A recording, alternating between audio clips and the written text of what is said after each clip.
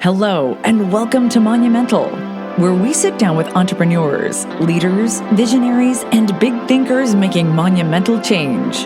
Here's your host, Evan Holiday.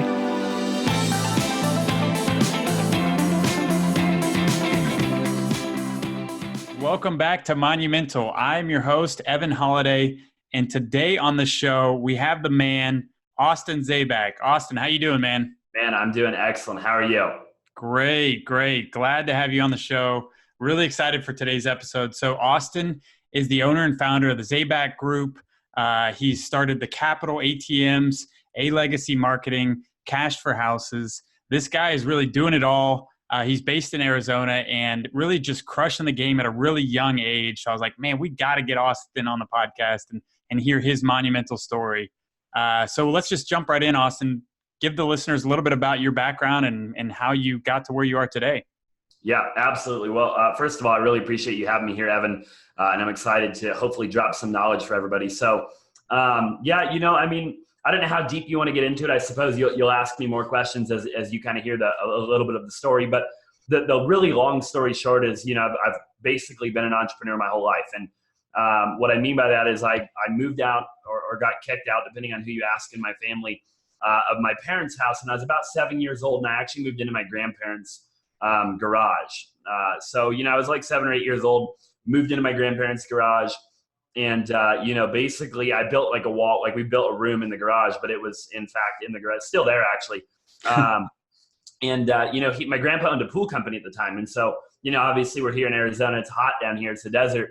And what better company to do than owning a pool company? It was even better than like lawn mowing or whatever, So that's what I started doing, man. I started, my grandpa showed me the ropes, and next thing I knew, I had a bunch of accounts. And so, here I am 10 or 11 years old, making $1,000 a week, all cash. Wow. And so, it was a lot of fun. And then, obviously a lot happened, and, just kind of over the years, and here I am, so yeah, I don't know how deep, but that's kind of where it all started, right? I was kind of not forced into being an entrepreneur, but, that was something that was introduced to me very early on.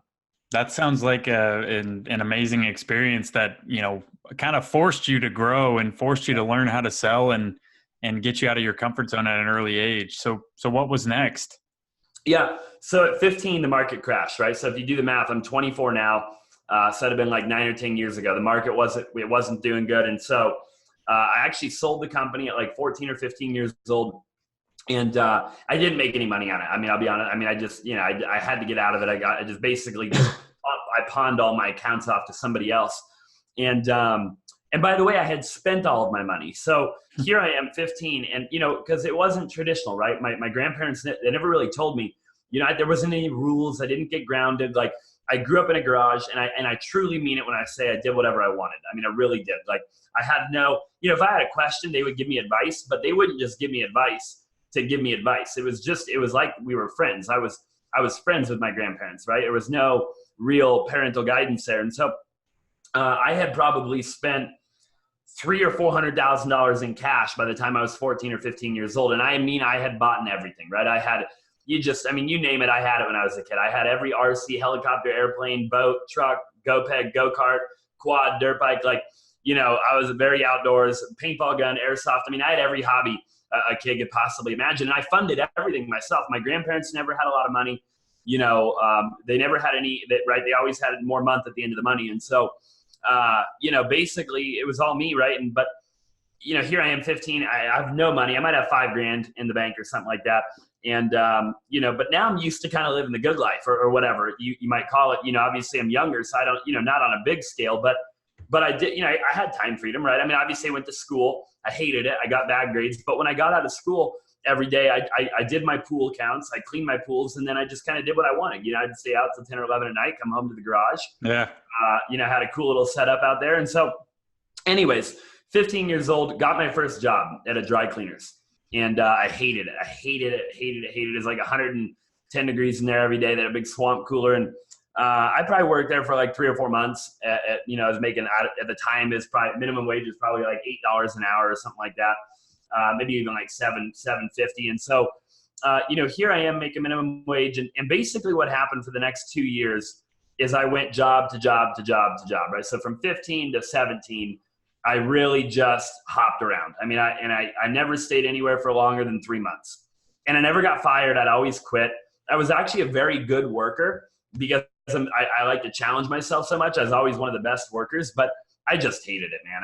I probably had 14 or 15 jobs from 15 to 17. I mean, it was a lot, you know? And Wow. so that's kind of what happened. I got into network marketing, and the story just kind of continues. You know, network marketing really changed my paradigm. MLM, network marketing, for those people that don't know. But man, I was hanging out with Bob Proctor and Les Brown, Tony Robbins, Gary Vee back before Instagram was a thing. You know, Grant Cardone back when you could get him on stage for $1,000. And, you know, my mind was just like, you know, so expanded. And so my paradigm is what Bob Proctor would say, kind of shifted forever. Right now, all of a sudden, I knew what time freedom looked like. And now I coupled that with understanding that, hey, there's no shortage of money, right? There's an abundance of money on the planet. You can make any amount of money that you want. Right? If you want to make $1 million a day, it can be done. And guys that were just like me were doing it. And I saw that. And that really was day one for me. I was like, man, like this is it, right? And so I grew my organization to like, you know, probably like 10,000 people in my first network marketing company all around the planet, right? And you know, I got a Mercedes-Benz paid for by the company, and I was, you know, once again, I'm 17 or 18 years old, and you know, just doing it big, man. I mean, a lot of my best friends are making $400,000 or $500,000 a month. You know, they were 20, 22, 23 years old, wearing, you know, $150,000 Rolexes and you know, APs and stuff, and so it was just something else, right? And you know, and it all came crashing down again, right? So here I am again at I don't know, 18 years old, and you know, 3 network marketing companies later, 4 network marketing companies later, I'm hopping around, and I kind of just get burnt out on the industry. I'm like, you know, it was a phenomenal industry that opened my eyes forever, but it just wasn't for me at that time. And so, you know, I got another job, right? I got another job as like my 18th job at the time, and I was making like probably 150 or 200 grand a year at this job, but it was just killing me, man. I was cleaning, I was doing like AC stuff down here in Arizona. So I was driving a big box truck around, but I was working 7 days a week, 14 hours a day, you know, you get up in an attic. I don't know if you've ever been to Arizona, but like if you get up in somebody's attic where the air conditioning unit's at in the attic, it's like 170 up there in the middle of the summer because there's no air movement, right? It's just like the air is just dead air. And so, you know, you're balancing on 2 2x4s, cleaning out this damn thing. And I'm just like, man, this just wasn't good. So, got into real estate, man, at 19. At 19, I got into real estate. That's kind of, and that was the last job that I'd ever had, was that AC job. And so, yeah, you know, stumbled into real estate again. You know, I had, at this point, you know, I had the drive. I've always had it since I was a little kid. I've had the mindset. I you know, it wasn't really, I just needed the vehicle, right? And so real estate was the vehicle at the time. That's great, man. I'm just taking notes because you have such an interesting, unique story. I love it. Like, you know, how many people go up and down that many times before they're even 20? Like, you've experienced a lot at a young age. Yeah, it's pretty crazy, man. And you know, physically and mentally and spiritually, I mean, there's a lot more to it than just the financial aspect as well, that I've gone through. And I think it's important. You know, I think what you just said is very important. A lot of people are focusing on the end goal, but they don't want the struggle, right? And I think I was blessed. When people ask, you know, I say, hey man, I was blessed with the struggle earlier on than most. You know, I had to struggle far earlier and far more in my life in multiple different areas. I mean, at 15, I had a heart attack, pulmonary embolism, you know, multiple knee surgeries. You know, so I've been there. And you know, it's just like, here I am. I take life a little bit, you know, I don't care as much about what people do. Like there's so much benefit to struggle, you know, and I don't think people see that a lot. Yeah, no, that's something I've learned to enjoy. And I think it was, Ray Dalio in his Principles book says, enjoy the struggle. Yeah. Because if you can't enjoy the struggle, then you're never going to get through to the other side and you're never going to grow. Yeah, exactly. And you know what? There's going to be struggle on the other side too. Yeah. It's just going to be a different kind of struggle. You know what I mean? So that's amazing. So you also had a heart attack, you said? Yeah. Pulmonary embolism. I mean, same thing. Yeah. Wow. So yeah, I'm amazed that you've been able to go through all of this. And do you think others on their journey, like the Monumental listeners, do you think it makes sense for them to go through that much struggle to come out the other side to come out better? Or Hey, I mean, you don't ever intentionally go through the struggle, right? So obviously, you don't wake up in the morning and say, "Hey, how can I struggle?" That's not really how it goes. What happens is, you're faced with obstacles, with challenges, and with adversity, and you just have to. You can't quit, right? Like I was listening to Ed Milet the other day, and there's a couple of guys I really follow heavily. There's a lot of guys out there, but I have like two or three that I really, I kind of like that what they say applies to me a lot. And he was basically saying that with struggle, like, or sorry, hold on, I lost my train of thought there. You had asked, the struggle. He was saying basically that, God, what was I had something I was going to say that Ed was talking about. But anyways, I'll think of it in a minute. But basically, the struggle is important. You just kind of, like, you take it with it. He was saying, here's what he was saying. There's no sellout price for him, right? So like when you look at struggle, everybody's got it, but some people just sell out, man. Some people are like, hey, look, like, I'm going to sell out at some point. Like the struggle's not worth it, And so you just have to ask yourself in the beginning, are you going to be in it for the long haul and never sell out or not? Right? It's that simple. And then, hey man, if you could do less struggle, then sure. You know what I mean? yeah, But if it takes more struggle, like I'm kind of a believer that everything happens for a reason. Now, whether that be the universe or God or whatever, it doesn't really matter. But like, I think that everybody that wants to be successful is gifted with something. And I think in order to appreciate that gift, everybody has to go through a different amount of struggle to get to the appreciation phase and to understand why that struggle happened. And some people, my belief is that some people are just, they got to struggle more because it's got to be beaten out of them. Like they're so freaking tough and they're so whatever that, like me, you just had to beat it out of me, man. If I wouldn't have struggled this hard, I'd have never gotten to where I'm at. I had to get just beaten up to get to a point where I finally realized, hey, that had to happen, Yeah. And I love what you said about Ed Milet is like, some people do have a sellout price that they're like, okay, after this, I can't put up with this anymore. I'm just not willing to keep going. And this isn't worth the struggle. Right. And I think that's what differentiates people that really go after big, massive goals and achieve their goals is that they actually are willing to put in the price, willing to put in the struggle and enjoy the struggle. Like we were talking about, is like, you have to be able to enjoy the tough moments just as much as the great moments if you're going to make massive change in the world. Exactly. Yeah. I couldn't agree more. So jumping into real estate. So how did real estate get started for you, and tell us about those first couple of years? Mm-hmm. Yeah. So I got started in wholesaling. For those people that don't know what it is, you're just flipping the paper, right? And, at 19, I was probably 18 going on 19. I was right there, right? 18, 19. And, I got a mentor, right? And I found somebody that knew what they were doing. I didn't understand the business model. I didn't have a lot of money. I mean, like I was making good money at that last job I was talking about, but I was still spending it all. I mean, I probably had 10 grand or 20 grand in the bank or something like that. But, and I had like good, nice stuff, I had like a nice car and a nice apartment and nice clothes and stuff. But I didn't have a lot of liquid cash, but I also didn't have any debt either. So, but anyway, so I get into real estate at 19 and it took me 9 months to close my first wholesale deal. So I'll start with that, right? It didn't happen overnight. Okay. I could have done it a lot faster. It just took me that long. People always ask me why it took you that long. It just did. I'd have to go back and like really evaluate what was really wrong back then. But, there's a lot of stuff, but basically after I closed my first wholesale deal, it became real, right? I was like, oh, okay. This is the real deal. And so I was fired up, man. I was like, look, because my mind operates like I operate at like 100x. I'm like, I gotta get a bird. I want a Gulfstream before I'm 30, and so I probably wholesaled like 100 deals, but from like 19 to 20 after that first deal. And then what happened was my mentor called me one day and he said, hey, have you ever thought about getting your real estate license? And I said, no, I've never really thought about it, but I'm always a pretty open-minded person. I wasn't necessarily opposed. I just never thought about it. And so he's like, well, I tell you what, why don't you go get your real estate license and you can start making offers on the MLS.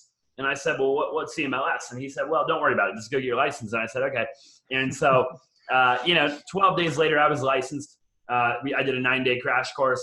I took my test, did my fingerprint stuff. And so here I am. I'm a licensed agent. I'm still wholesaling. And my mentor goes, hey, start making offers on the MLS, and using zip forms and all this mumbo jumbo. I didn't understand what he was saying. And I was like, what do you mean? And he's like, just figure it out. And so, I was just winging it, man. I'm like writing these contracts. I've never written them before. And next thing you know, we're doing like 5-10 deals a month off the MLS, and then I'm still doing the wholesale. And so now I'm 300 deal by 21 or 22. I've done, 300-400 deals, 500 maybe. And so that's just kind of where it happened, man. And then, I obviously I branched off. I did some other businesses and, fast forward to today, I'm 24 now. And it's really exciting. It's super, super blessed for sure. So now you have a whole team with you at Zaback Group that is everybody on your team, are they doing wholesaling or are they realtors or some form of both? Yeah. So the Zaback Group is, I just started it about 5 or 6 months ago. I think we have like 9 agents right now. So, 9 agents working for me and, or working with me. And so I want to get, that'll scale. I'm kind of taking it easy. I want to lay the foundation. I don't want to scale it too fast and have growth problems. But some of them do wholesaling and some of them just do traditional business. And so I have another company called Cash for Houses and they do all wholesale. But again, like they're 2 separate entities, but some guys do both, right? Yeah. So some guys do the wholesale and the Zaback Group, and then some guys just do one or the other, That's great. So how have you, in growing your business and I guess all of your businesses, how have you relied on other people and relied on your team to help those businesses grow? Man, I tell you what, I've relied really heavily on people. I'm a pretty firm believer. I absorb a lot, right? And I notice little things. I'm very particular and I'm very observant. And over the years, I've just made the assumption that, hey, the only way – I don't want to be a millionaire, right? I'm already there. I want to be hundreds of millions, billions. And then, there's way more than just the finances, but like, you don't get there without a big team. Okay. Nobody. And that's what's a little bit frustrating on social media sometimes with there's certain industries that are worse than others, like Shopify, Amazon, FBA. I'm a big fan of a lot of these online industries. The only challenge is they're promoting this whole work from home in a sweatshirt mentality, and you're not going to make $100 million working from home. You might make $1 million. Okay. Yeah. You might get lucky. You might make $1 million. You might make $3 million, but you're just not going to have a freaking business, man. You're just not going to, it's not ever going to happen. And so, you need people and you need good people and you need a lot of people and you need to treat them right. And you got to figure out how to be a leader, right? And how to lead people to the promised land. And so that's what I've done. I've relied really heavily. I got a 5,000 square foot office I'm sitting in right now in Scottsdale, Arizona. We just moved into this office space and I'm running 4 companies out of here, and we got a lot of people. We got a lot of freaking people, and we're always getting more people. There's always more people coming onto the team. And my whole thing is I would rather pay, I just want good people, right? So like I'll pay people more rather than hiring more people. You see what I mean? But then I'll hire more people too once I need them. So it's like that fine balance of just, and you got to delegate too, man. Like for the entrepreneurs listening, the biggest thing that I hear is, hey, I don't want to, I got to trust somebody else, and they have this trust issue, and they think they can do it better, and you can do it better. Okay. If you're listening, that is a fact. You can for sure do it better. Okay. I can do it better than everybody on my team. And I say that as humbly as I can, but also very, very confidently that I can close better. I'm the best closer on my team. I can lead better. I can do the deal better. I know how to structure the deal. I'm more creative than everybody. But I can't do it all, right? Like at some point you got to say, hey, if I could find 5 guys that could do it at 70% of what I could do it at, well, 7 times 5 is 350%. They're doing it 350% of my 100% now. Yep. So, at some point you just got to let go, right? And you got to be okay with, hey, mistakes are going to get made. things are going to fall through the cracks, but hey, you gotta have more balls in the air, right? You got to just be doing more. If you're doing more, then it doesn't matter if a thing falls through the crack every now and then. Yeah, no, I completely agree. And I think it's the whole 168 hours thing. It's like you only have so many hours in a week. And if you're trying to juggle all those balls yourself and you're trying to push every single project forward yourself, you're just inevitably not going to be able to handle everything or not be able to go at the scale that you want to. And like you said, it's the difference between a millionaire and a 100 millionaire is like they know how to delegate, they know how to grow and empower people around them to make decisions on their own and be their own leaders within the company. Exactly. You couldn't have hit it. I mean, it's just perfect. It's exactly it's 100% true. And that, I think if people could figure that out early on, they would really and by the way, you hear, people are naive because you hear everybody talking about it. Okay. Grant Cardone's like, hey man, at 45, he had one employee. He's like, it's the biggest mistake he's ever made. Was not thinking bigger sooner. So, stop doing it then. If everybody on here is like, if you got one employee right now, like what I've done, and this is a little bit, you got to really know what you're doing. But like, I'll spend money before I have it and make it, and then I'll go make more money, right? Because I have to now. So like, I'll get a bigger office before I need it because now I'm forced to grow the company. Yeah. Not the other way around. See, a lot of people, they wait until they outgrow before they get bigger and better. I do it the opposite. I'm like, hey, I can see it's about to happen. I'm just going to make the jump, and then we're just going to force it to happen. It's got to happen. I have to make it happen, right? And I've always done it that way, man. I've always done it that way. Austin, the ready, fire, aim guy. I love it. Yeah. Yeah, that's exactly right. I mean, you're committing. You're like jumping in the deep end, and still learning how to swim when you're jumping. Like, you're moving forward constantly. And I think that's powerful. And that's also, you're just doubling down on yourself. You're doubling down on your company. You're doubling down on the people that you hire.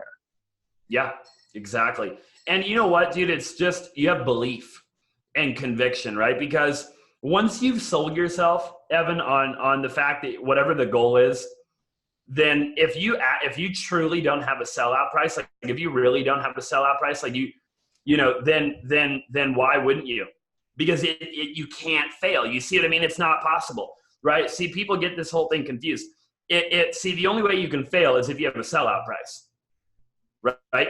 Because if you don't have it, I'm going to figure it out, dude, whether it's real estate or the stock market or flipping freaking cars, I'm going to get to the damn goal. It's going to happen. I don't care how many times I fail. I don't care how many, you take away the Instagram, the car, the computer, the house, the phone, the sunglasses, and tomorrow morning, I'm going to wake up and I'm going to figure it out.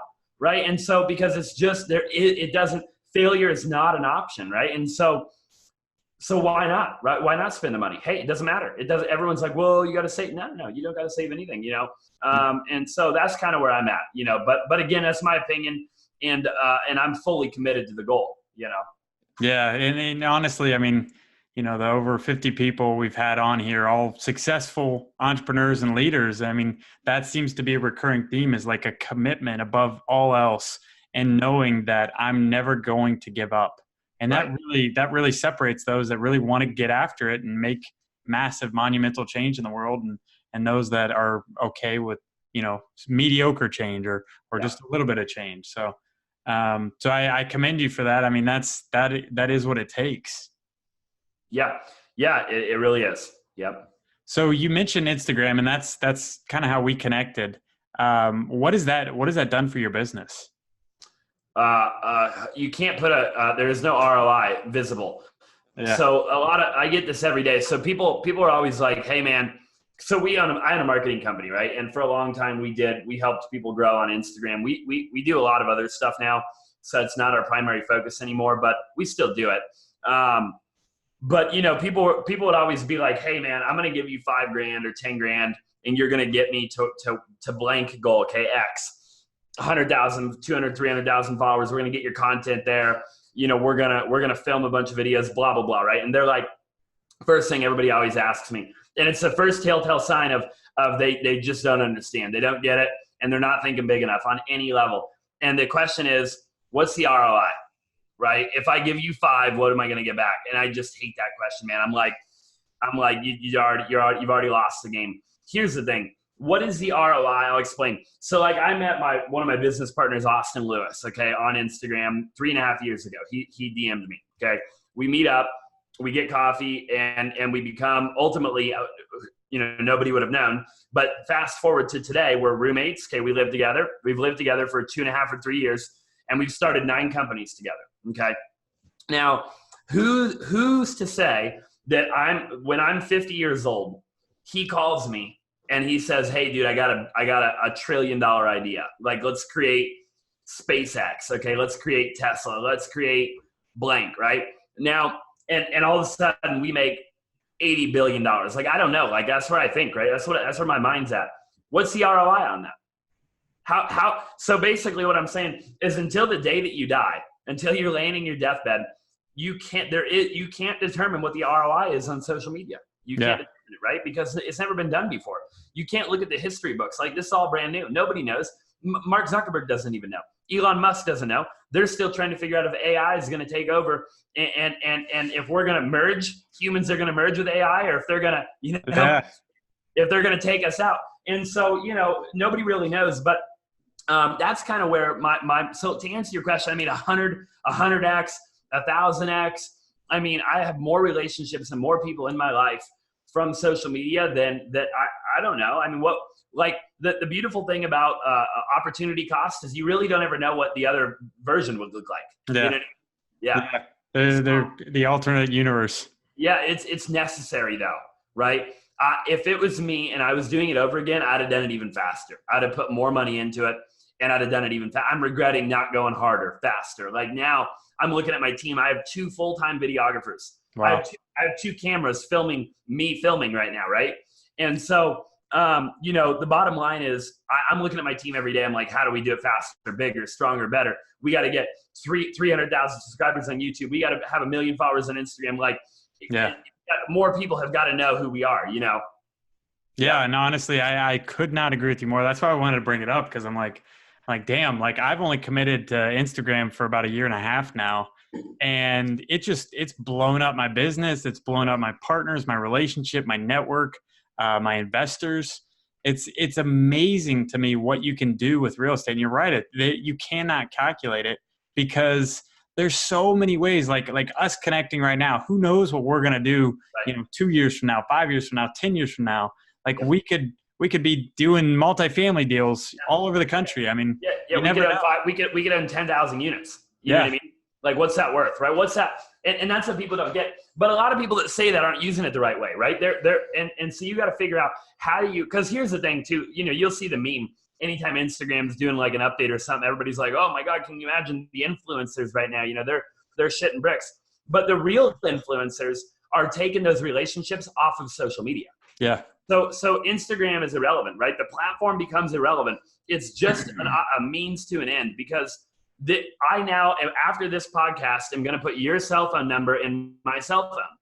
And then at some point I'm going to fly to Tennessee and I'm going to shake your hand. And so if Instagram goes away tomorrow, dude, we're connected now. Yeah.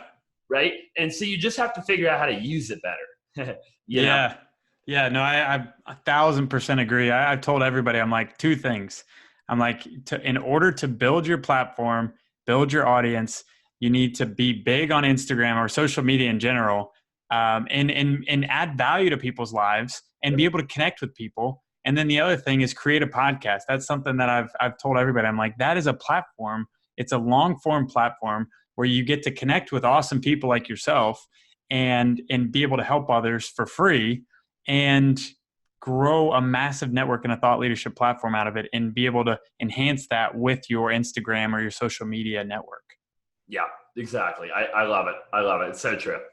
So tell me a little bit about, I'm like in my infancy of Instagram growth. And so I'd love to learn about how you scaled your social media following and your network through social media. Yeah, it's a bit complicated. The biggest way to do it right now is like celebrity-based giveaways and shout-outs. A lot of people are doing that. You can do a lot of big like collaborations. Collaborations are really big when you start to get bigger. But again, like, keep it simple. Be consistent, provide value, like you said, and just do it, man. Like, at some point, you're going to bump shoulders with somebody that's got the secret formula, like myself, And when I'm not on a podcast, I'll say, hey, look, man, for X amount of dollars, we can do whatever you need to do. You know what I mean?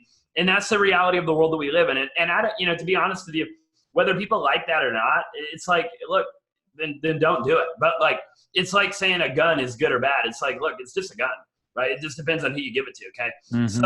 So, it's the same thing with social media, and you just have to, there are ways, okay, to crack the code. It does cost money and a decent amount of it. And everybody big is doing it. Okay. Donald Trump's doing it. Dwayne Johnson's doing it. Justin Bieber, Kylie Jenner, Grant Cardone, Gary Vaynerchuk, Ed Milet, Lewis Howes.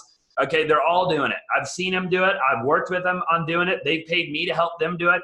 And so, it's just, are you going to do it or aren't you going to do it? Are you going to get committed to the goal and do whatever it takes to get big? Or are you going to sit there with 2,000 or 3,000 followers and watch everybody else do it? Yeah. And so that's kind of my thing, right? It's just, you just got to make it happen. Yeah. Make it happen and commit.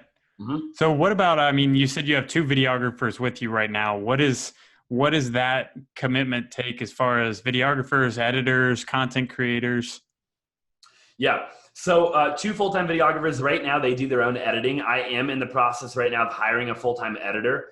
That way they can just be with me, because the challenge that I've been running into lately is, sometimes they'll be editing when they could have been filming and I was doing something really cool. Right. It's Yeah. like my life is so random. So like, this is a big office we're in, and we're decent on social media. So like throughout the day, people will just walk into this office and I'll just start like spitting knowledge out of the freaking blue. Dropping bombs. Yeah. And if you're not ready to click record, you're going to miss it. Right. Yeah. And every time that happens, man, I look at my videographer. I'm like, dude, we should have got that on video, man. Like, or I'll get these random thoughts, but they only last like a split second. I'll get a thought and I'm like, hey, we got to do this right now. But if they got to go put their battery in their camera and turn the mic on, it's already over with. It's done. It's not going to happen. I already went in the zone and came back out of the zone. Yeah. And now I'm in a different zone. I'm like, I gotta do something else. And so I'm very quick on my feet, but you got to get content creators. Okay. So, and whether some of it's planned, some of it's unplanned, you're always going to have to figure out that fine balance. And I don't got it perfect, dude. People look at people that are in the public eye, and they always think that like they have it better or more figured out. And it's just not the truth. Okay. I have mentors that have built, I know I'm really good, close personal friends with like 4 or 5 billionaires with a B. And, they don't have it any more figured out than I do. Okay. They're just doing the same thing at a different level. And so every day when I wake up in the morning, I got problems in the organization. There's problem. My videographers are he's sick. He doesn't feel good. The camera's broken. The mic's broken. He edited the video for 4 hours and the damn thing deleted. Yeah. And so, we're struggling too, just like everybody else. I look at my Instagram every day and I'm like, we're not doing enough. We're not doing enough. We're not doing enough. Every day, I'm almost telling my team every day, we're not doing enough. And so I think that's the main thing to keep in mind is no matter what it looks like, take a step back, do you figure out the plan that works for you and just do it, but don't compare, right? Because nobody's got it, no matter what it looks like, nobody's got it really dialed in. Like there's no perfect secret formula. It's just, you just have to do it. Yeah. I love that. It is funny. So I was talking to Johnny, the camera guy, Grant Cardone's main videographer. And he's like, man, we're just getting started. Yeah. He's like, we want to make Grant like global. We want to have his image everywhere. It's like, even Grant, who's, at the precipice of the top image of sales and marketing and entrepreneurship. And even they're saying, they're like, nope, we're just getting started. Like having that mentality of like, no, we can do so much better. Well, and that's what keeps it. I mean, you nailed it right on the head, right? That I think is one of the formulas. Okay. So what a lot of people think is a downfall is you just got to look at it differently. So like for me, I'm just like Grant. I'm just like you, right? I'm never satisfied. I could go buy a helicopter right now and land it on top of this building and it'd be cool for 8 minutes and then I'd be over it. And I'd be like, dude, we need a faster chopper, So like, it's that fine balance of being happy. Okay. Be grateful. Sure. I'm all about that, but don't ever get content and always be pushed. Like it's crazy, man. I always think I'm not good enough. And it's that fine if you just got to know how to use it to fuel you. But like every day when I wake up, I'm like, I'm not good enough. I'm not a good leader. I'm not a good this. I'm not a good that. Now, don't get me wrong. I do the affirmations and stuff too. So I'm not saying to always be hard on yourself, but like I'm a really hard critic on myself, right? It's always like, dude, that could have been better. This could have been better. It's not good enough. We're not making enough money. We're not doing enough. And dude, it's why I'm here. It's why I am where I am, right? Yeah. Because I never settle down. It's never like, oh, we achieved it. We're good. We can just chill. It's just never going to happen. You know? Yeah. You have one goal and then you accomplish it. You're right on to the next one. There's no slowing down. Yeah. So you have multiple successful businesses. Let's just jump into a little bit of like, so you have the wholesaling, the real estate, the ATMs, the social media and marketing. How do you manage all those different businesses? People. Yeah, people. You got to have good people. Again, Tony Robbins, I think, owns 57 companies right now, okay? I would imagine that the Shark Tank guys, they own a couple, Damon John, Mark Cuban. I don't know the number, but it's certainly more than 4. And so, you got to have good people, and you got to have a good game plan, and you got to do a lot of meetings. You got to always try to be on the same page. It'll never actually happen, but you at least try. And you just work hard, man. I sit in here in my office. I probably work 14 or 15 hours a day, 7 days a week. I work harder now than I've ever worked in my whole life. And it's very, very, very rewarding. It's very difficult. It's very challenging. There's always one business that's kind of slacking. But dude, I got 5 more business ideas in the pipeline right now that I'm working on, and I'll just hire more people, I'll hire more people. I'll train them to be good. I'll give them room for growth, room to grow. I'll create multiple rings in the solar system. I think that is a common misconception. I think that there's a lot of people out there that took, I don't know who said it, but a long time ago, somebody had to have said, hey, shiny object syndrome, right? Don't have it. Don't do it. Don't do too many things. Don't spread yourself too thin. I think whoever said that was referring to like when you're first getting started, like when you're when you're a nobody, when you're just like trying to figure out what you want to do, don't start 9 companies at the same time. That doesn't make any sense. Okay. But when you already have a couple of successful companies, it's unlimited. Okay. You could do, there's no reason you can't have 10 or 15 companies. I think Grant Cardone has 15 companies right now doing $200 million a year, not including his real estate portfolio. Yep. Right. So it is doable. Yeah. But you just got to have good people is the answer. You got to have people. I love that. You were quick on the draw on that too. That was awesome. Yeah. So tell me a little bit about ATMs. I literally know nothing. I imagine most of our listeners do not either. I'm curious. I want to know, what is that business like? Very simple. Way simpler than anybody would think it is, which is why I'm in it. You just buy an ATM, man, and you just buy it outright. A couple grand, $2,000-$3,000 probably. It depends on the ATM. And you just go put it somewhere. You talk to it like, it's so freaking simple. It's ridiculous. You just call 7-Eleven or you walk in there, you say, hey, I noticed you don't have an ATM. And they're like, yeah, I don't, and it's like, hey, can I put one in? And they're like, well, what does it look and feel like? And you just pitch. It is just like real estate. Everything's negotiable. Everything. Like the surcharge, who gets what the split is. Like it's all negotiable, man. Like just you could do the contract on a freaking napkin. Like, and you just make money every time somebody pulls out money. You're making it's just residual income, right? And it's really all there is to it. Obviously we're looking at it from a scale. So when I look at the ATM business, I think to myself, how do I get 2,000 ATMs doing $500 a month in net profit, right? And so I don't know what the math is on that. 2,000 ATMs doing $500 a month, a million a month, okay? Yep. So 12 million a year. It would probably cost me $100,000 at the most to run that company a month, okay? So your net, you'd be a 90% net on that, and you'd own all the hardware. So, just do the math, right? Like it's like, and like cash is going to be around for a while, in my opinion, okay? In the lower income areas, especially. Sure, there's an argument that in 10 years, I'm not in a scarcity mindset. In 10 years, I'll make so much money, it won't matter. Yeah. Or you'll be on to whatever the next form of Yeah. ATM is. Yeah, exactly. Yeah. So what, as far as the logistics, are you owning the machines? Or are you renting the machines or rent to We own own it. or? Okay. Yeah, we own all of our machines outright. Yeah. And you buy them directly from the manufacturer? Mm-hmm. Okay. Yep. And then as far as getting them refilled with cash, do you hire out another group or do you all Yep. handle that?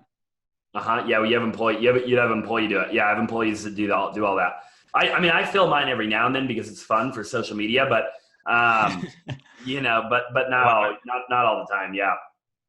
Okay, cool. Yeah. That sounds really interesting. You're right. I mean, it's just like real estate. It's just, and in a way, it really is real estate because It you're is. negotiating Yeah. for a spot Yeah. in front of a retail center or whatever it is. You own the real estate, right? And then you have a contract. So remember, it's the same damn thing. So like I'll go to and it's just like it's like a rental property, dude. You can get that contract to lean in your favor so freaking heavy. Like I got my contracts, like for any reason whatsoever, I can pull the ATM. Okay, I don't even need to give them like two freaking weeks. I'm like, hey, it's not doing the numbers I want it to do. I'm pulling it.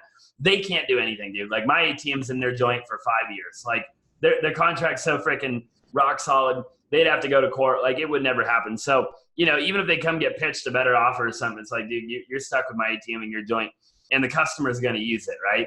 And so it's real estate. You're going to make that money. It's going to happen every day. People need cash all over the world every freaking day. It's not going anywhere tomorrow. I know that for a fact. And, dude, there's a lot of money in it. I mean, our average ATM does like $300 to $500 a month net take home. Yeah. And the ATM runs 2,500. So in 5 months, you made your money back. Okay. Wow. And then that thing's going to sit there for another 5 to 10 years. Wow. That's impressive. And do you have to refill them on a weekly basis or how often? Just depends on the location and how often it gets used. There's some locations that you might not have to fill it 4 times a year. There's other locations you're going to have to fill it once a week. I got some ATMs that are doing, like, your dispensaries and stuff, your medical marijuana dispensaries, they'll do $250,000 a week in wow. $20 bills, so you're putting some freaking cash into those. So you're going to fill those more, but a dispensary will make us $5,000 a month, $5,000 to $10,000 a month in net profit on a $2,500 a month ATM. So in 2 weeks, I paid the damn thing off. I mean, like, it's just ridiculous, dude. That's awesome. Yeah, it really is. That's really cool. So what would somebody do if they wanted to get started in the ATM business? I'm dropping a course. I wasn't even going to do this, to be honest with you. I was kind of torn because I'm like, man, I don't know how many people I want to teach the freaking business because I want the locations for myself. But I decided, I got so many people when I started this business that are just like, dude, you got to teach me. You got to teach me. And I saw there's like a couple other guys on Instagram that were like, a while ago they had a course or whatever. But dude, I don't think there was like a tenth of the value that's about to be in the course I'm about to drop. There's like 120 videos in the course I'm dropping right now. Like 10 or 15 hours of content, like just straight, dude, from everything you need to know. So I would just do something like that. You could just, I mean, like it is like you could go buy an ATM and just find a contract online probably and wing it. But like, I would just like get a course or have a mentor because there's a lot. I've made a lot of mistakes. I mean, we've done some things wrong for sure. Yeah. Well, it's like you said, the way you got into real estate, you found a mentor who'd done it before, so you didn't have to make all the same mistakes he did. Yep, exactly. So I love that. I love all the businesses you're doing. You just crushing it at a young age, and I can't wait to see the next 5 businesses you're making. So keep us posted on that. It'll be a lot of fun. It'll be a lot of fun. We're really blessed. We're hiring all the time, and we're just excited. That's awesome, man. Well, let's jump into our monumental questions. Cool. So what does success mean to you? Abundance in all areas. Yeah.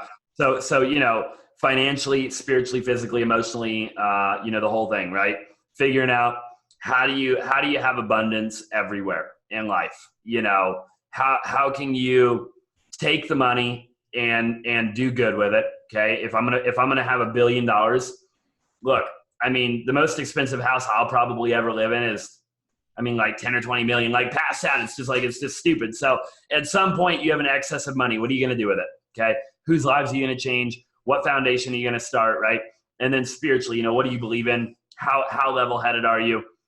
physically, okay, this is our body. We got to deal with this body for a certain amount of years. So are you going to take care of it, right?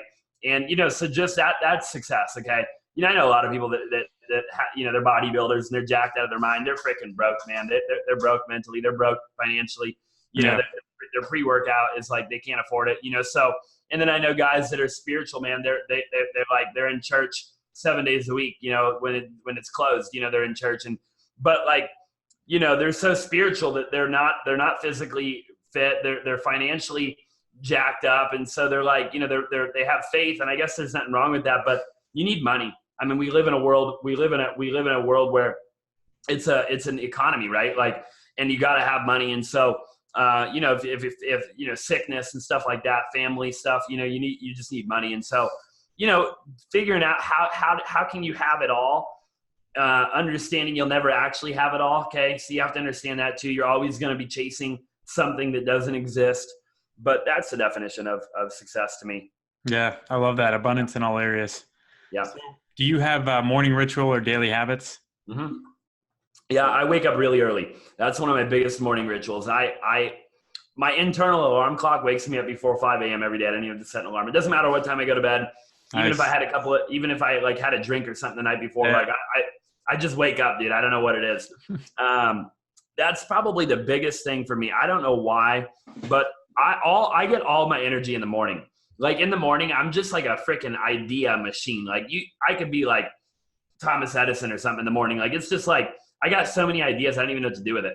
And so I try to kind of leverage that, I guess, and figure out how to, I'll sit in the steam room or the sauna, and I'll try to just kind of meditate or figure out what to do with the ideas. And that's probably the biggest one.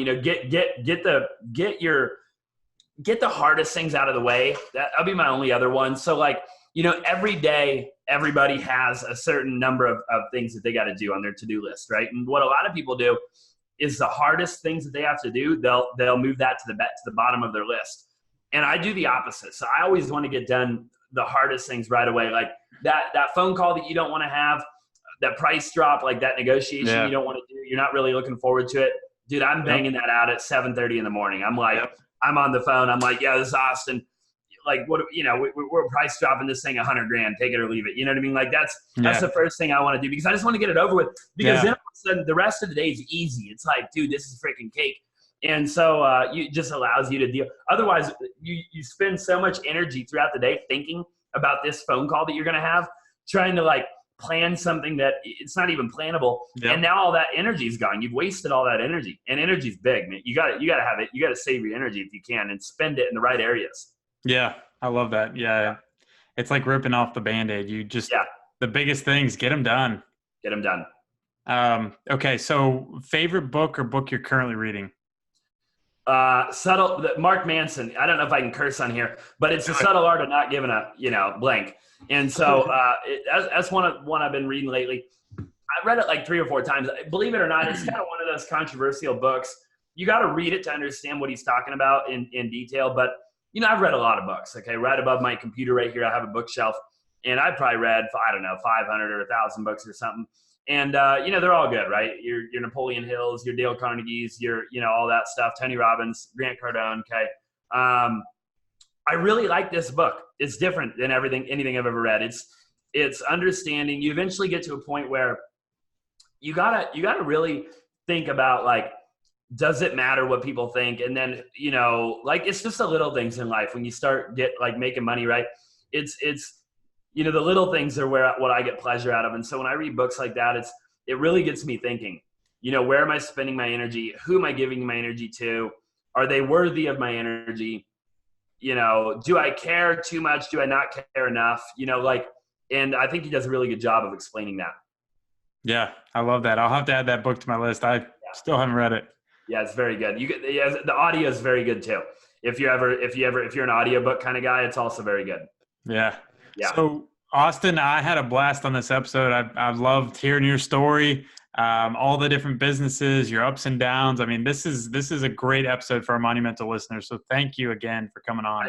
I appreciate you having me, Evan. It was a blast. You're a phenomenal interviewer, and I'm excited to hopefully see some benefit in the other in people's lives, to be able to vividly see that. So it'll be really cool. It'll be cool what we do over the next few years too. So you just never know. Yeah, I love it. Well, guys, if you enjoyed today's episode, where can they reach you?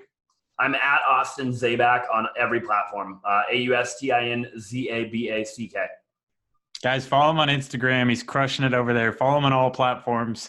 And if you all enjoyed today's episode, share it on social media, tag Austin, tag me, let us know you're listening. And with that, have a monumental day.